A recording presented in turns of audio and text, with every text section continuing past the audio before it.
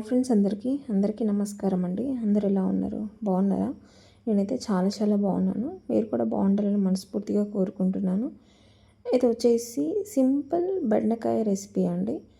దాంట్లో నేను ఏమేమి యాడ్ చేశానంటే కొంచెం పచ్చి కొబ్బరి యాడ్ చేశాను.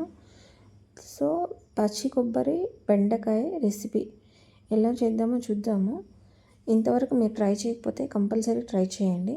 ముందుగా బ్యాండీ పెట్టుకొని ఆయిల్ వేడెక్కిందా లేదా చెక్ చేసుకోవాలి. చెక్ చేసుకున్న తర్వాత నేనైతే ఫస్ట్ ఆనియన్స్ వేస్తాను అండి. ఎందుకంటే చిల్లీ ఆయిల్ పడితే పైన పడుతుంది అనేసి నేను ఎక్కువ చిల్లీ వేయను. ఫస్ట్ అయితే ఆనియన్స్ వేస్తాను. ఆనియన్స్ పచ్చివాసన వెళ్ళే వరకు వేపుకోవాలి. వేపుకున్న తర్వాత అది మొత్తం కంప్లీట్గా బ్రౌన్ కలర్ వరకు రావాలండి. అలాగైతేనే బాగుంటుంది ఇది. ఎందుకంటే మనం ఫ్రై టైప్ చేస్తున్నాం కాబట్టి అలా అయితేనే బాగుంటుంది. నెక్స్ట్ ఇక్కడ ఇంకొక రెసిపీ కూడా ట్రై చేద్దాము. అదేంటంటే తెలంగాణ స్టైల్ పచ్చి పులుసు.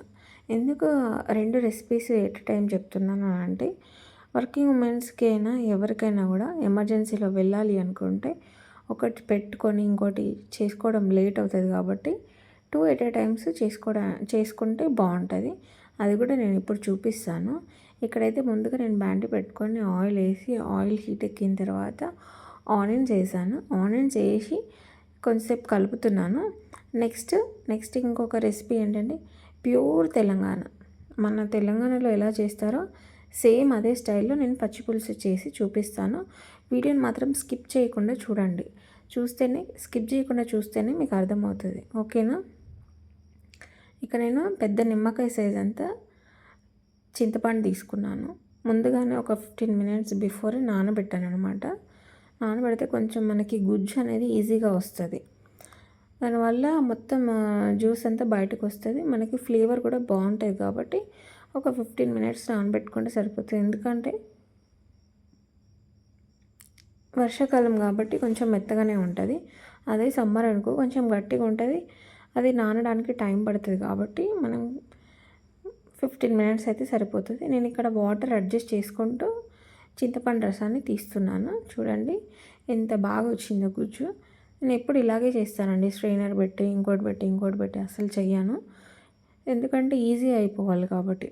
నేను ఇక్కడ వాటర్ అడ్జస్ట్ చేస్తూ చింతపండు గుజ్జు ఇలా మొత్తం వచ్చేలాగా నీట్గా తీసుకోవాలి. మొత్తం అసలు దాంట్లో ఏమీ ఉండకుండా తీసుకోవాలి. అప్పుడే మనకి మొత్తం అంతా వచ్చేస్తుంది. సో జ్యూస్ అంతా తీసుకొని వాటర్ అడ్జస్ట్ చేసుకుంటున్నాను నేను. ఇక్కడ ఆనియన్స్ మరుగుతున్నాయి, ఆనియన్స్ కాలుతున్నాయి. ఆలోపు అది చూసుకుంటూ ఇది మేనేజ్ చేస్తున్నాను నేను. అయిపోయింది. ఇంకా కొన్ని వాటర్ యాడ్ చేస్తాను నేను. ఎందుకంటే నాకు కొంచెం థిక్గా అనిపిస్తుంది కాబట్టి వాటర్ యాడ్ చేస్తాను. ఇక్కడ మళ్ళీ ఒకసారి ఆనియన్స్ కలుపుకుంటున్నా. ఎందుకంటే మాడిపోకుండా ఉండడానికి మధ్యలో అట్లా ఫినిషింగ్ టచ్ ఇవ్వాలి అనమాట మనం. లేకపోతే అవి మాడిపోతే ఎందుకు పనికి రాకుండా పోతాయి. ఇక్కడ చింతపండు రసం తీసిన తర్వాత వాటర్ యాడ్ చేశాక ఫస్ట్ అయితే ఆనియన్స్ వేస్తున్నాను నేను. ఆనియన్స్ ఎంత బాగా వేస్తే అంత ఫ్లేవర్ వస్తుంది అనమాట. అదే స్పెషాలిటీ తెలంగాణ పచ్చి పులుసుకి. మీరు కంపల్సరీ ట్రై చేయండి. ఒకవేళ మీరు ఎప్పుడు ట్రై చేయకపోతే ట్రై చేస్తే మీరు కూడా నాకు కింద కామెంట్ చేయండి. ఇంకెలా చేయాలో బాగా చేస్తున్నానా లేదా కూడా చెప్పండి నాకు. నేను కూడా మీ రెసిపీస్ని ట్రై చేస్తాను. ఇంకెలాంటి వీడియోస్ కావాలో కూడా చెప్పండి తప్పకుండా. అలాంటి వీడియోస్ నేను కంపల్సరీ చేస్తాను. మీకు ఎలాంటి వీడియోస్ అయితే నచ్చుతాయి, డైలీ వ్లాగ్ కావాలా, మార్నింగ్ వ్లాగ్ కావాలో కూడా అది కూడా చెప్పండి నాతోనే. నేను అవి కూడా షేర్ చేస్తాను. తప్పకుండా మీరు మంచిగా కలుపుకోవాలి. కలుపుకున్న తర్వాత ఇక్కడ చూడండి బాగా అది కలుపుతున్నాను నేను ఆనియన్స్ వేసి. ఇంతమంది ఎలాగంటే స్పూన్తోనే కలుపుతారు. అలా చేస్తే అది ఫ్లేవర్ అనేది పట్టదనమాట పచ్చి పులుసుకి. కొంచెం టేస్ట్ కూడా అంతలా ఉండదు. అందుకనే బాగా కలిపితే ఆనియన్ రసం అంతా లోపలికి వెళ్తుంది. కారం, ఉప్పు తగినంత యాడ్ చేసుకొని మంచిగా కలుపుకొని ఇక్కడ మనకి ఆనియన్స్ ఆల్రెడీ బాయిల్డ్ అయిపోయినాయి కాబట్టి నేను అల్లం వెల్లుల్లి పేస్ట్ వేస్తున్నాను.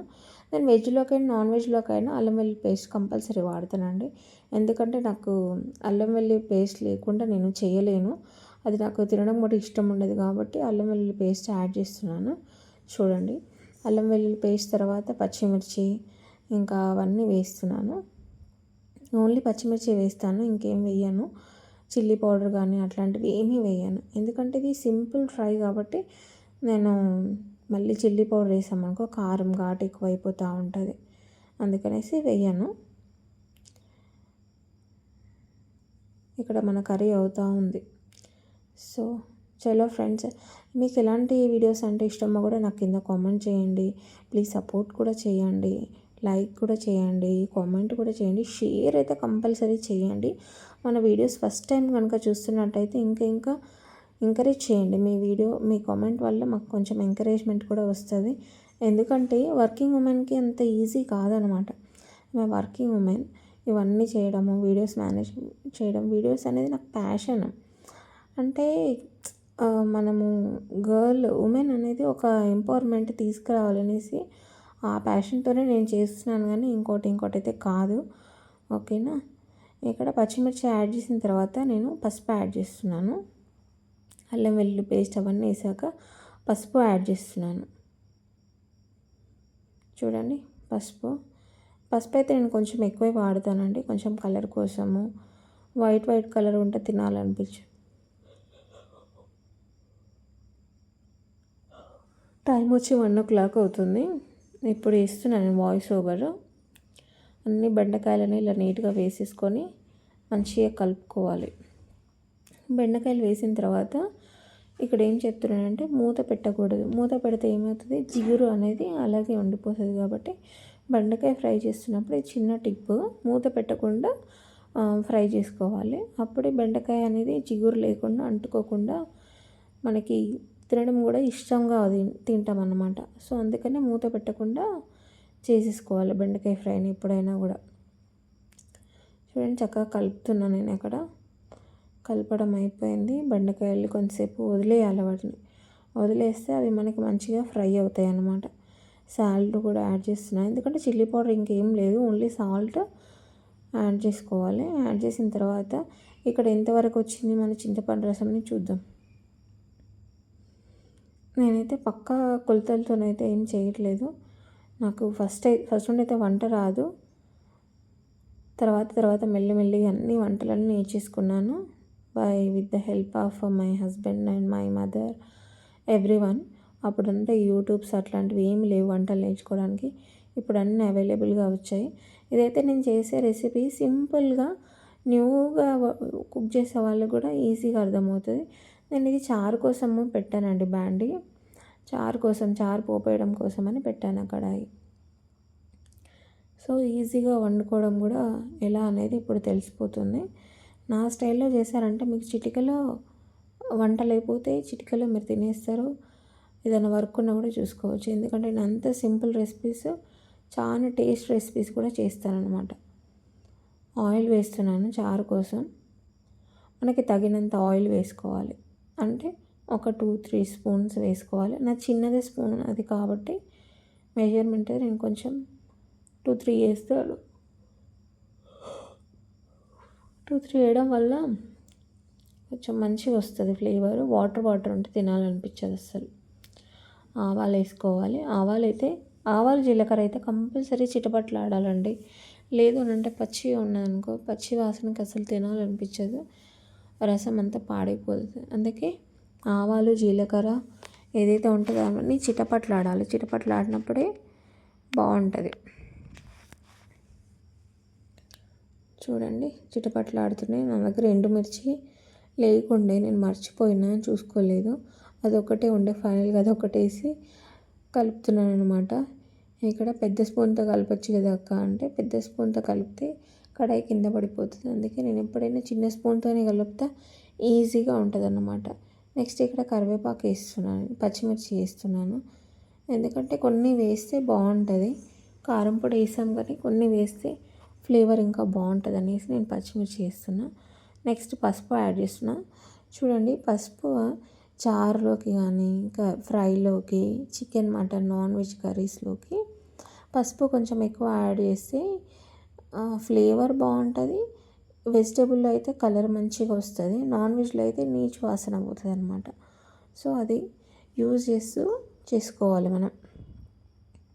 నెక్స్ట్ కరివేపాకు వేసాను. కరివేపాకు మంచిగా చిట్లే వరకు కరకరలాడే వరకు దాన్ని స్టవ్ పైన ఉంచాలి.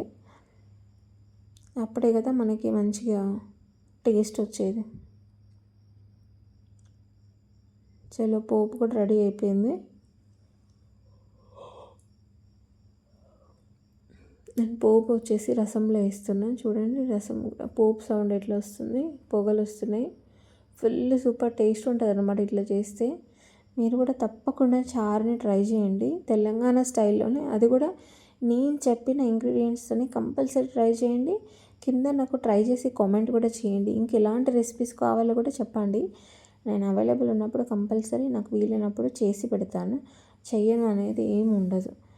ఇక్కడ మళ్ళీ ఒకసారి కర్రీ కలుపుకుంటున్నాను నేను, ఎందుకంటే కింద కడగంటి పోకుండా ఉండడం కోసం కర్రీ కలుపుతున్నాను అనమాట.